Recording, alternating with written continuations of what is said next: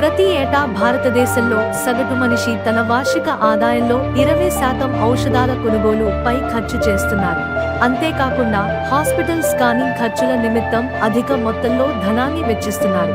దీనికి భయంకరమైన రేడియేషన్ వలన కలిగే అనారోగ్య సమస్యలే కారణం.